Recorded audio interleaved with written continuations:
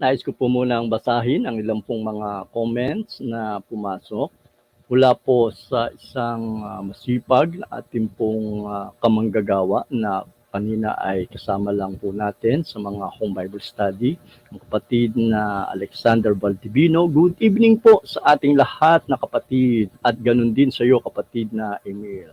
Salamat kapatid na Alex sa iyong patuloy na pagsubaybay at sa iyong patuloy na pagsama sa ating mga home Bible study.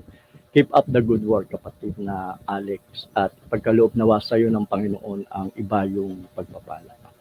At mula po sa aking katukayong Alvarez Watching Brothers. Salamat po kapatid na Alvarez at magandang gabi po sa inyo dyan. Mula po sa Morongang kapatid na Rube. Mapagpalang gabi bro Emil Emergal at sa lahat ng taga-subaybay. God bless to all.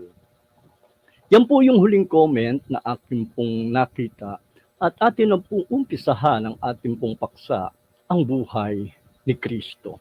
Ito po ay serye ng mga aralin mula po sa unang 4 na aklat ng Bagong Tipan, ang Mateo, Marcos, Lucas at Juan.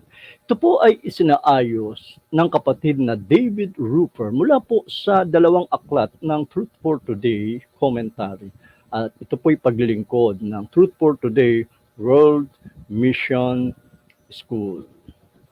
At tayo po ay nasa 5 kabanata na kung saan ay ating pong patuloy na pinag-aaralan ang ministeryo ni Kristo mula sa 2 Paskwa hanggang sa 3.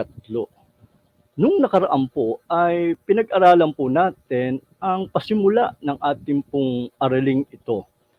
At ang mga replay videos po ay maaari po nating mapanood sa FB page ng Ang Salita ng Katotohanan at ganoon din po sa YouTube channel ng Ang Salita ng Katotohanan. At nais ko pong samantalahin ang pagkakataon upang kayo po ay anyayahan na paki-follow po at like ang ating pong FB page ng Ang Salita ng Katotohanan at paki-subscribe na rin po at like ang ating pong YouTube channel ng Ang Salita ng Katotohanan. Ang mga replay videos na ating pong naipaglingkod na sa programang ito ay maaari nyo pong mapanood dyan sa FB page at sa YouTube channel ng Ang Salita ng Katotohanan. Meron pong mga title bawat video, kaya pwede po kayong mamili kung anong paksa ang gusto nyo pong panoorin kung kayo nga po hindi nakasubaybay sa araling ito na ang buhay ni Kristo, ay maaari nyo pong mapanood ang unang ating pong ipinaglingkod na tuloy-tuloy tungkol po sa araling ito. Sa pagkakataong ito ay ating pong pagtutuunan ng pag-aaral ang letter A. Pinagaling ni Jesus ang isang paralisado ng araw ng Sabat. At ang ating pong pagmumula ng ating pong pag-aaral o ating teksto ay magmumula po sa aklat ng Juan, Kapitulo 5, sa talatang 1 hanggang 47, na ganito po ang nasusulat. Samahan niyo po ako at ating pong sama-samang pagbulay-bulayan at pagnilay-nilayan ang nasusulat sa banal na kasulatan na ayon po kay Juan na minamahal na apostol. Juan, Kapitulo 5, sa talatang 1 patuloy. Pagkatapos ng mga bagay na ito'y nagkaroon ng pista ang mga Hudyo at umahon si Jesus sa Jerusalem.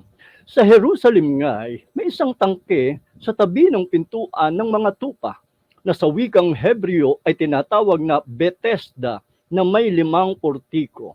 Na sa mga ito ay nangaghandusay ang marami sa kanilang mga may sakit, mga bulag, mga pilay, mga natutuyo, sapagkat lumulusong ang isang anghel ng Panginoon sa mga tanging panahon sa tangke at kinakalawkaw ang tubig at ang unang manaog sa tangke pagkatapos makalawkaw ang tubig ay gumagaling sa anumang sakit na dinaramdam. At naroon ang isang lalaki na may 38 taon nang may sakit. Nang makita ni Jesus na siya'y nakahandusay at mapagkilalang siya'y malaon ng panahong may sakit, Sinabi na sa kanya, ibig mo bagang gumaling? Sumagot sa kanya ang lalaking may sakit, Ginoo, wala nang taong maglusong sa akin sa tangke. Pagkalawkaw sa tubig, datapwat samantalang ako'y naparoroon ay nakalusong na muna ang iba bago ako. Sinabi sa kanya ni Jesus, magtindig ka, buhatin mo ang iyong higaan at lumakad ka. At pagdakay gumaling ang lalaki at binuhat ang kanyang higaan at lumakad noong ay araw ng Sabat. Kaya